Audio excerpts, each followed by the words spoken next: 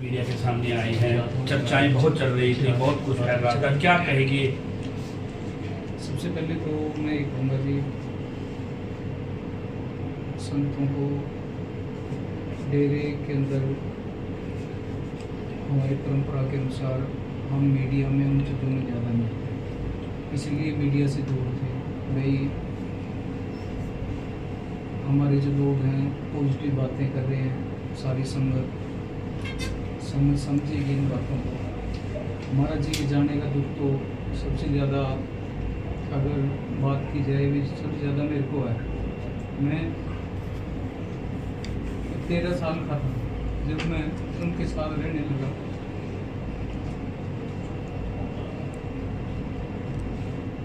मेरा रूम चाहे दिल्ली में चाहे आज मारवाड़ी डेरे में महाराज जी के कमरे के साथ ही होता था। आज तक ये कोशिश रही कि महाराज जी को किसी भी प्रकार की कोई भी दिक्कत ना रहे। वो अगर 18 घंटे मेडिटेशन करते थे तो हमारी ये कोशिश रहती थी कि उनको किसी भी तरह का कोई भी उनके दिमाग के ऊपर कोई भी उनके बर्डन ना रहे, वो आराम से अपना सिमरन करते रहे। और डेरे का मैनेजमेंट सारी कमेटी जैसे संभालती थी। आपने देखा होगा पिछले 20 सालों के अंदर डेरा कभी मीडिया में, कभी डेरे के खिलाफ या कभी डेरे के द्वारा किसी के ऊपर FIR नहीं हुई, कभी कोई इस तरह की वो चीज़ें नहीं हुई। पर एक डेरा जो गोरीवाला के अंदर डेरा है, वहाँ उनके जो आगू हैं उन्होंने ये सारी व्यू रचना रची है। और महाराज जी को बदनाम करने के लिए वो महाराज जी को जैसे गद्दी पे बैठे 90 में, वो महाराज जी को मानते ही नहीं थे। जितने दिन वो चंद महात्मा डेरे के अंदर रहा, सॉरी मेरे को माफ़ करना, मीडिया के आगे किसी की बुराई नहीं करनी चाहिए, मैं अब भी बुराई नहीं करता, मालिक की मौज है, जैसा उसका व्यक्तित्व है। पर मैं एक बातें बताना अब ज़रूरी होगा क्योंकि उन्होंने संगत के अंदर बहुत ज़्यादा जहर फैला दिया जी। वो उसने महाराज जी को कभी माना ही नहीं। वो डेरा छोड़ के जितने दिन डेरे के अंदर रहा, उसने जगमालवाड़ी के लोगों को इकट्ठा करके 1999 2000 के अंदर भी डेरे के अंदर दंगा करवाने की कोशिश की थी। जगमालवाड़ी के लोग उसने बहका दिए थे। 2-3 ट्रैक्टर ट्रालियाँ भर के डेरे के लोगों के साथ झगड़ा करने के लिए आ गए थे। इस सब के पीछे चंद महात्मा है। मैं फिर माफ़ी मांगता हूँ कि मेरे को उनका नाम नहीं लेना चाहिए, पर अब मजबूरी है। सारी संगत को, सारे डेरे की छवि को उसने बर्बाद करके और सारी संगत के अंदर अशांति फैला रखी है। उसने उस टाइम भी डेरे के अंदर दंगा करवाने की कोशिश की थी। जगमालवाड़ी के लोगों से पूछ सकते हो कि 1999 2000 के अंदर क्या जगमालवाड़ी के लोग डेरे के लोगों को कूटने के लिए ट्रालियां भर भर के आए थे या नहीं आए थे? मैं खुद वहाँ की पंचायत को मिला था, उनके आगे हाथ जोड़े थे और सारे मैटर को सॉर्ट आउट किया था। ये चंद महात्मा ने तो जब महाराज जी गद्दी पे बैठे, एक दिन महाराज जी की बाँह पकड़ के बोला, ये तो इन बच्चों को साथ लिए फिरता है, तेरे को हुक्म है तो नाम देना नहीं, हमारी बेइज्जती मत करवा देना। तो इस तरह का बिहेव वो महाराज जी के साथ करते थे। तो उसके बाद वो डेरा छोड़ के चले गए। अगर वो महाराज जी को मानते होते तो महाराज जी के साथ रहते। और भी तो पुराने साधु जगमालवाड़ी डेरे के अंदर रहे, तो वो महाराज जी को बिल्कुल नहीं मानते थे, महाराज जी के खिलाफ रहते थे। तो इसलिए फिर वो डेरे कहीं और डेरे में रहने लगे। अब वो वहाँ गोरीवाला का काम संभाल रहे हैं। महाराज जी हॉस्पिटल में एडमिट थे, उसकी ड्यूटी बनती थी भी संगत के अंदर ये बात बोले भी सारे बैठ के भजन सिमरन करो। उसने उस टाइम भी वीडियो वायरल कर करके किया भी वीरेंद्र को और इसके साथ रहने वाले लोगों की कुटाई करनी चाहिए। ये महाराज जी का इलाज सही से नहीं करते। ये महाराज जी को सिंगापुर नहीं लेके गए। ये बातें फैला फैला कर उन्होंने लोगों के अंदर एक नेगेटिव माहौल बना दिया। आप महाराज जी के साथ रहे हो और ड्रग्स के जो लोग हैं, जो आप कह रहे हो शरारती तत्व है, उनकी ओर से एक आरोप लगाए जा रहे हैं कि फिंगरप्रिंट की अलमारी है। क्या कभी आपने वो अलमारी देखी है? ऐसे है, आप प्रशासन से वो लोग क्या नाम है परमिशन अब अभी चलते हैं और सारी मीडिया साथ चलता है। अभी कहाँ पे कोई ऐसी अलमारी है, वो अभी बैठे मैं अभी इस चीज़ की आप सब लोगों के सामने वो करता हूँ कि हम सारे साथ चलते हैं। आप में से कोई एक आदमी प्रशासन से बात कर ले, सारी चीज़ें खोल के पूरी ये चीज़ें तो दूर की बात है। महाराज जी तो बेड के ऊपर नहीं सोते थे, वो ज़मीन के ऊपर चटाई बिछा के सोते थे। तो ऐसी कोई फिंगरप्रिंट्स की अलमारी या लॉकर्स वगैरह कुछ भी नहीं है? आपने काटते हैं सीधे सर ऐसे है भाई, आपको क्या बताऊँ इन बातों के बारे में। ये कोई और फकीरी है, ये वो वाली नहीं है। पीछे महाराज जी तो इतने वो थे। महाराज जी का बेटा पिछले 3-4 साल पहले महाराज जी के पास आया। महाराज जी को आके उसने बोला, जी मेरे हार्ट की बाईपास सर्जरी होनी है, मेरे को 1 लाख रुपए उधार दे दो, मेरी फसल आएगी, मैं फसल बेच के आपको दे दूंगा। महाराज जी कहते भी ये परमार्थ का पैसा है, यहाँ से मैं 1 लाख रुपया नहीं दे सकता, आप तो किसी रिश्तेदार से किसी और से ले ले। आप देखो महाराज जी के लड़के के पास गाड़ी नहीं है, वो स्कूटर के या बाइक उनके पास है। आप मीडिया वाले उनके घर पे जाके देखो, वो तो किसी को एक परमार्थ का एक पैसा नहीं देते थे।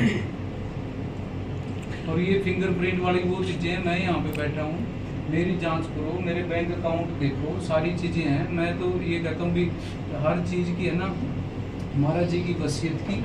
और महाराज जी दिसंबर 2022 में बीमार हुए हैं, वहाँ से लेके अब तक जितना भी ट्रीटमेंट चला है, डेरे का सारा हमारी कमेटी, हमारा ट्रस्ट, सारा मैनेजमेंट ये चाहता है कि उसकी चाहे सीबीआई जांच कराओ, चाहे हाई कोर्ट के जज से जांच करो, जो भी चीज़ कहते हैं। हमारे से कोई लेटर चाहिए, हमारे से कोई मता चाहिए, हम हर चीज़ देने के लिए तैयार हैं।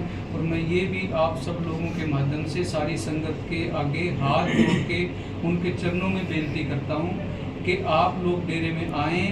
महाराज जी का कल का प्रोग्राम है, उसके अंदर शांति बना के रखें। हम वहाँ पे कोई गद्दी पे कोई नहीं बैठ रहा है, जब तक कोई जांच नहीं हो जाती, दूध का दूध पानी का पानी नहीं हो जाता, तब तक ना तो मैं कोई सत्संग करूँगा। ये मैं आप लोगों के माध्यम से बिल्कुल ये चीज़ कह रहा हूँ कि कोई मैं मेरी तरफ से कोई सत्संग नहीं किया जाएगा। डेरे का जो काम है वो मैनेजमेंट देखती रहेगी, लेकिन जल्दी से जल्दी सारे सत्संगियों को चाहिए, चाहे वो प्रधानमंत्री को लेटर लिखें, चाहे वो मुख्यमंत्री को लेटर लिखें, हमारे डेरे की तरफ से, ट्रस्ट की तरफ से रेजोल्यूशन डालना है वो डालें। जब तक ये जांच नहीं होती हम कोई भी इस तरह की कोई भी वो नहीं करते। कोई कल का प्रोग्राम जो है वो सिर्फ महाराज जी के ज्योति समानी के उपलक्ष्य में भंडारा है, कोई इसके ऊपर गद्दी पे नहीं बैठ रहा, कोई भी इस तरह की कोई भी कार्रवाई नहीं होती। महात्मा की सत्संग पूरी, जब उन्होंने चोला छोड़ा, आखिरी 4-5 दिन उनकी सेहत कैसी थी, कब तक वो आपसे बातचीत करते रहे, और आखिरी वक्त क्या वहाँ पे माहौल था, कैसे है जी? देखो वो मैंने घर बार महाराज जी के प्यार के लिए छोड़ा जी, वो मेरा इश्क था, वो मेरा महबूब था, है ना जी जी।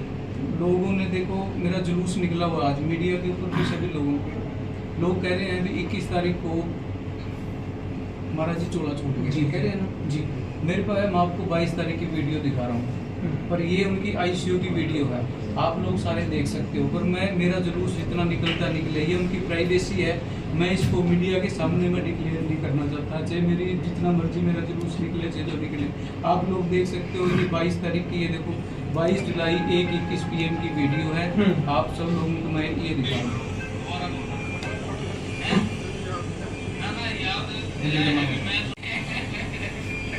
आप ये देखिए महाराज जी की, ये 22 जुलाई की है, 1:21 PM की, आप टाइम देख सकते हैं, सारा मेरा मोबाइल चेक कर सकते हैं।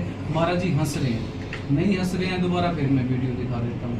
ये 22 जुलाई 1:21 PM की है, और वीडियो देखनी है ये देख लो, ये 1:22 PM की है। ये देखो कहीं से बीमार हो रहे हैं।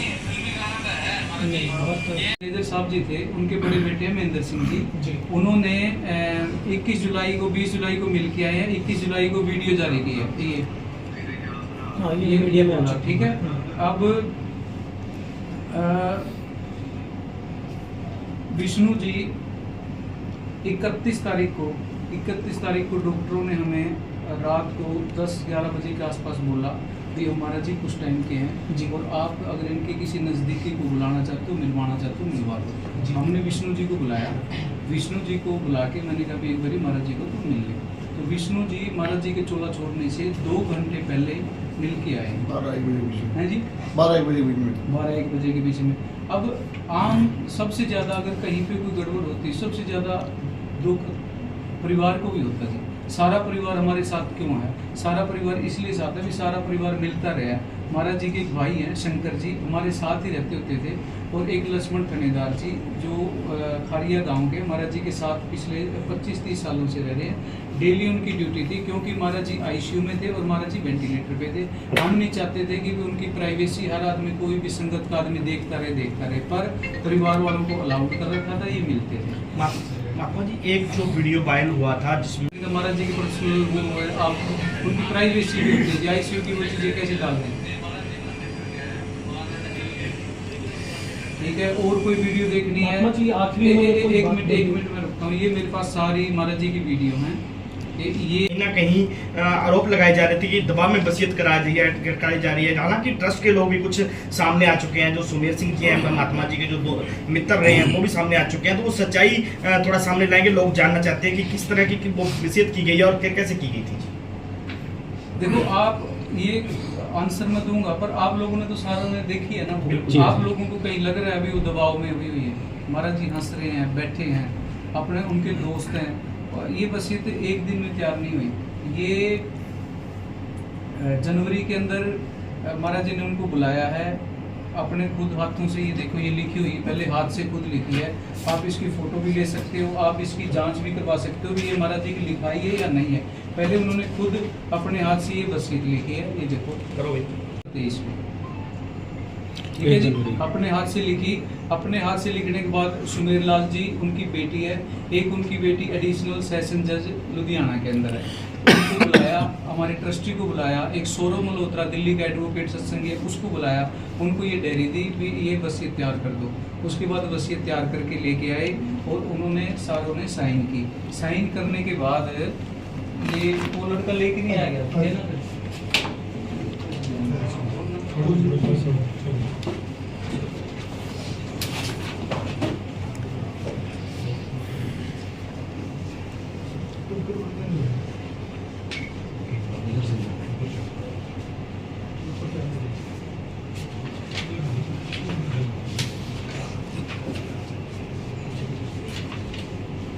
ये कितने जनवरी की बात थी? 1 जनवरी को तो उन्होंने हाथ से लिखी। हाथ से लिखने के बाद 28 जनवरी को इन सबको बुलाया, ये कच्ची वसीयत लिख दी, भी रजिस्टर्ड करवानी बिल कोई जरूरी नहीं होती, 2 गवाह आप रख सकते हो, ठीक है जी। लेकिन ये इतने टाइम बाद उजागर क्यों नहीं की इसकी गई? भी मैं अभी आंसर देता हूँ, पहले आप ये चीज देखो जी, ठीक है जी। ये होगी, फिर उसके बाद फिर ये रजिस्टर करवा दी गई, ये कराई 17/2/2023 को दिल्ली के अंदर, ठीक है। ये आप ये देख सकते हो, इसके नंबर वगैरह, फोटो जो भी आपको चाहिए। 3-4 जैसे 1 जनवरी को ये करेगी, फिर 28 जनवरी के आसपास ये हुई, और 17 फरवरी के पास ये हुई। अगर कुछ ऐसा जबरदस्ती करने का कोई वो होता तो आदमी आनंद फानन के अंदर 1 या 2 दिन में करता है। उसके बाद महाराज जी के दोस्त हैं सुमेर लाल जी, उनसे महाराज जी डेली बात करते थे, अगर कुछ ऐसी बात होती तो बता देते। अगर कोई आदमी किसी को प्रेशर में रखता है तो वो 30-25 साल तक कि आप किसी के साथ नहीं रह सकते। आपकी झूठ का पर्दाफाश का इनके ना बहुत जल्दी रहता है। महात्मा जी, सबसे बड़ा सवाल ये भी एक अभी आप कुछ कह रहे थे, वो जाकर क्यों नहीं बताओ? हाँ जी, क्या भी ये मसीत कितने में? अच्छा, अब आप एक बात बताओ भी, इसके अंदर डेरे के किसी आदमी का या मेरा या डेरे की मैनेजमेंट का कहाँ पे कसूर है? ये उनकी मर्जी है। वो उजागर करते तो बहुत अच्छी बात है, नहीं उजागर करते तो बहुत अच्छी बात है। इसमें मेरा या महाराज जी का कसूर कहाँ है? जब वीडियो सामने है, जब वसीयत सामने है, सारी चीजें हैं, उनकी नहीं वो हुई। एक मेरे को नई बात पता लगी है कल रात को ही, जो महाराज जी के दोस्त है, मेरे को पहले नहीं पता था इस बात का, महाराज जी के दोस्त है सुमेर लाल जी, आज शाम को वो डेरे में आ रहे हैं। आप लोग सारे अगर उनका भी इंटरव्यू करना चाहिए आप इंटरव्यू करिए। उन्होंने बताया कि महाराज जी को मैंने 2-3 बारी बोला था कि आप इसको संगत में वो कर दो, तो महाराज जी ने कहते मेरे को बोला था भी मैं तो नहीं करता, तू कर दे। वो कहते मेरी भी पिछले 1.5-2 साल से तबीयत खराब रही, मैं डेरे नहीं आ सका, और महाराज जी की भी खराब होगी। तो कहीं की क्या कारण रहा इसके ऊपर, ये महाराज जी की मर्जी है, उनकी वो बात है, लेकिन इसके अंदर डेरे के मैनेजमेंट का हमारा तो कोई वो नहीं है ना। सबसे ज्यादा चर्चा ये भी चलती रहती है महात्मा जी। है जी, जो वीडियो थी, हाँ जी, अपने गुरुजी ने खुद बनवाई थी वीडियो। क्या जी? जो वसीयत वाली वीडियो वसीयत वाली जो वीडियो थी, जो दिल्ली का लड़का था ना, जी सौरभ मल्होत्रा नाम है, एडवोकेट है वो, उसने बोला था भी ये जो भी बिल तैयार करें इनकी सारी के ना वीडियो बननी चाहिए, कल को कई बार कोर्ट में कोई चैलेंज करता है कोई और, तो ये प्रूफ के रूप में काम आती है जी। महात्मा जी, आपको नहीं लगता अगर ये वसीयत पहले ही संगत में उजागर हो जाती तो इतना बवाल नहीं होता आपको? आप देखो, आप कह सकते हैं भाई कुछ न कुछ इतना ऐसा वो नहीं होता, पर मैनेजर साहब भी चोला छोड़ने से 2-3 साल पहले डिक्लेयर करके गए थे। उसके बाद भी डेरे के 2-3 ट्रस्टियों ने और चंद महात्मा और इन लोगों ने महाराज जी का बहुत विरोध किया था कई लोगों के नाम मैं मीडिया के सामने मैं मतलब वो रखना नहीं चाहता। इतनी चीज़ें होने के बावजूद भी हम लोग महाराज जी के उस टाइम से साथ रहे। बहुत लोगों ने उस टाइम भी विरोध किया था, नहीं लोग मतलब उस चीज़ को वो करते, लेकिन हाँ महाराज जी अगर पहले वो डिक्लेयर कर देते तो बहुत मतलब पॉजिटिव माहौल रहता और इस तरह की दिक्कत नहीं आती। लेकिन उसके अंदर आप ये बात बताओ जी, जब मान लिया कोई आदमी चालाकी कर रहा है, चालाकी से वसीयत करवा रहा है, प्रेशर से वसीयत करवा रहा है, इतने दिमाग को यूज कर रहा है, तो कहीं कि वो अनाउंसमेंट भी करवाएगा। मैंने तो कभी नहीं सोचा, मैं महाराज जी को कैसे कह सकता था कि आप लोग अनाउंस करो या आप लोगों के सामने इसे, तो मैंने कभी सोचा ही नहीं। मैंने कभी यही नहीं सोचा कि महाराज जी हमें छोड़ के जाएंगे, कभी नेगेटिव सोच रखी नहीं। हॉस्पिटल के अंदर आईसीयू के अंदर थे, उस टाइम तक भी हम ये सोच रहे थे कि नहीं महाराज जी ठीक हो जाएंगे, ठीक हो जाएंगे। महात्मा जी एक है वो उल जलूल आरोप भी लगाते हैं, पर्सनली आप पे भी लगाते हैं, तो आप क्या कहना चाहेंगे कि वो ऐसा क्यों कर रहे हैं? वो ऐसा एक तो जी वो सारी जो प्लानिंग है ना वो पिछले 10 दिन से कोरीवाला डेरे से चल रही है। निशान लगाए इनके, ये लेटर है, ये 4/8/2023 को अमर सिंह ने महाराज जी को लिख के दिया है जी। इसमें हैंड राइटिंग तो मेरे को नहीं लगता उसकी है जी। आप ये लेटर की कॉपी रख सकते हो, उसको किसी मंदिर में या जिस धार्मिक स्थान को वो मानता है उसके खड़े होके वो कहे भी ये लेटर तूने नहीं लिख के दिया। इसके अंदर उसने सरेआम लिखा हुआ है कि जो लोग आपकी सेवा करते हैं उसे देखकर मुझे बहुत खुशी होती है, जो दिल करता है मैं उनके चरण धोकर पीऊं।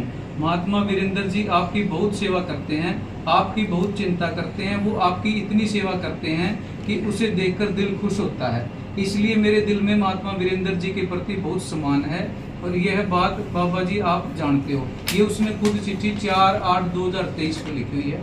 अमर सिंह के बारे में मैं एक बात और भी बता दूं, अमर सिंह कोई दिल का बुरा आदमी नहीं है, उसका ब्रेन वॉश किया गया है और जैसे ही उसको सच्चाई का पता लगेगा वो खुद आके आप लोगों के सामने मेरे लिए बयान देगा। बाकी लोग तो चल रहे हैं दिमाग से और चीज़ों से, उसके ब्रेन वॉश किया गया है। उसने जो ये वसीयत बनी ना जनवरी में, उस टाइम भी उसने थोड़ा सा शोर शराबा किया था। इन्हीं चीज़ों को महाराज जी वीडियो के अंदर भी बोल रहे हैं भी लोग वीरेंद्र के बारे में कई लोग ये कहते हैं कि हाईजैक कर लिया, कई लोग ये कहते हैं कि वो जबरदस्ती उठा के लेगा, कहता भी अब अपने को वसीयत करनी चाहिए। उस टाइम भी पिछले जनवरी 2023 के अंदर अमर सिंह मेरा बहुत विरोध कर रहा था। महाराज जी ने उसको फोन पे बताया कि वीरेंद्र मेरा सही इलाज करवा रहा है। उसके बाद आप अमर सिंह से पूछिए भी क्या आपने सोशल मीडिया के अंदर ये पोस्ट डाली थी या नहीं डाली कि भी मैं वीरेंद्र से संतुष्ट हूँ, मेरी गलती हुई है, मैंने उसके बारे में गलत प्रचार किया है। आप बेशक उसे पूछ सकते हैं। आखिरी सवाल, मैं बार-बार मीडिया के सामने नहीं आऊंगा, अच्छा नहीं लगता। आप लोगों के दिमाग में कोई भी डाउट है, कोई भी किसी भी प्रकार का, आप सारे सोशल मीडिया पे पिछले दिनों एक वीडियो वायरल हुई कि बाबा जी के इलाज के दौरान 200 करोड़ से ऊपर रुपया खाते से निकलना, क्या उसमें कितनी सच्चाई है? ऐसी है जी, देखो ये चीज़ें तो ऑन रिकॉर्ड है। आप बैंक स्टेटमेंट लो, आप कहोगे तो मैं अपने मैनेजमेंट को बोल दूंगा, कल आपको पिछले 6 महीने के ना सारे बैंक को सारी वो दे देंगे। अगर ऐसी कोई बात है तो सब सामने आ जाएगी। बाबा जी के इलाज के दौरान ये भी बात बड़ी सामने आई कि आप उनको संगत को मिलने नहीं देते थे, ये भी रोक लगते रहे, उसमें क्या? ऐसे है जी, संगत एक तो पिछले 1.5 साल से महाराज जी बीमार चल रहे थे। आप लोगों को पता है कि अगर एक आम आदमी 5 आदमियों से मिलता है और महाराज जी को ऊपर मिलने दिया तो महाराज जी डेली 5000 आदमियों से मिलेंगे। इन्फेक्शन होने का और सारी चीज़ों का बहुत ज़्यादा खतरा रहता है। महाराज जी दिल्ली में क्या करते थे, अभी एडमिट होने से 15 दिन पहले तक वहाँ स्टेज के ऊपर बैठ जाते थे और आधा घंटा प्रवचन करते थे, सारी संगत मिलती थी। किसी के दिमाग में कोई भी डाउट हो तो दूरी इतनी रहती थी, जैसे मैं यहाँ पे बैठा हूँ और यहाँ से 15 फुट दूरी पे संगत होती थी, तो एक आदमी को बिल्कुल क्लोज नहीं मिलवाया जा सकता। वो डॉक्टरों ने मना किया हुआ था। मैं यही बात फिर कह रहा हूँ, मेरी ये बात ऑन रिकॉर्ड है भी डॉक्टर इस चीज़ की सीबीआई या जो भी जांच करवानी वो करवाइए, तो ये पता लग जाएगा भी वीरेंद्र मिलने क्यों नहीं दे रहा था, भी ऐसी क्या क्या महाराज जी को तकलीफ थी, भी महाराज जी को मिलने से तकलीफ हो सकती थी। डेरे की गद्दी का उत्तराधिकारी का फैसला कब तक होगा? क्या आप उत्तराधिकारी बनने के लिए तैयार हैं उनके वसीयत के मुताबिक? नहीं, जब तक ये सारी संगत सहमत नहीं होती, जब तक सारी संगत के सामने दूध का दूध पानी का पानी नहीं आता, जब तक इसकी कोई सीबीआई या हाई कोर्ट का कोई जज या कोई भी मतलब ओपन कोई भी एजेंसी इसकी जांच नहीं करती और सारी बातें सारी संगत संतुष्ट नहीं होती, तो तब तक इस तरह का कोई भी कदम नहीं उठाया जाएगा। कोई मैं सत्संग नहीं करूँगा, आम सेवादारी की तरह जैसे मैं पहले सेवा करता था वैसे सिस्टम के अंदर मैं सेवा करता था। विरोधी पक्ष की तरफ से गुरप्रीत जी को उत्तराधिकारी घोषित किया था, उस बारे में आपका देखो उसके बारे में मेरा तो नो कमेंट्स जी, उन लोगों ने किया उसके बारे में तो क्या कह सकते हैं। महात्मा जी के एक निधन बात के बाद इतने करीबी रहे, महात्मा बरिंदर को मिट्टी तक देने का मौका नहीं मिला। उस दुख की घड़ी में वो आपका प्यार, वो आपका इश्क आप दर्शन नहीं कर पाए, क्या कहेंगे? अब उसके बारे में तो पता है जी, वो तो मेरा दिल ही जानता है भी वो मेरे पे क्या बीतरी है और क्या वो ठीक है। अब ये चीज़ है ना, आप देखो फकीरों के साथ होती आई है, यही लोग हैं जिन लोगों ने ईसा मसीह को कीलें गाड़ी थी ना, कीलें ठोकी थी उनके शरीर में। आज सब हम ईसा मसीह जी के सामने नतमस्तक होते हैं। मंसूर को सूली पे चढ़ा दिया था ना, लोगों ने पत्थर मारे थे है ना, तो वो समस्त ब्रेज की खाल उतार दी थी। तो पूज्य मैनेजर साहब जी को भी वहाँ डेरे में से यहाँ पे आना पड़ा था। तो ये चीज़ें होती रही हैं, पर मैं एक चीज़ फिर गारंटी के साथ कहता हूँ, हमारी जो संगत है वो महाराज जी से बहुत ही ज़्यादा प्यार करती है और बहुत ही शांत रहने वाली संगत है।